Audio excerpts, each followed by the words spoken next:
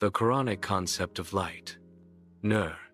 The word Nur appears in the Quran in many places, especially for the essence of Allah, such as in Ayat al-Kursi.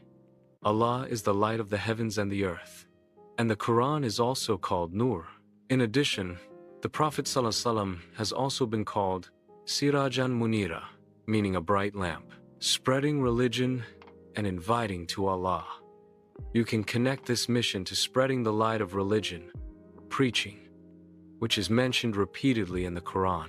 You can tell that it is the duty of every Muslim to convey the light of Islamic teachings to others.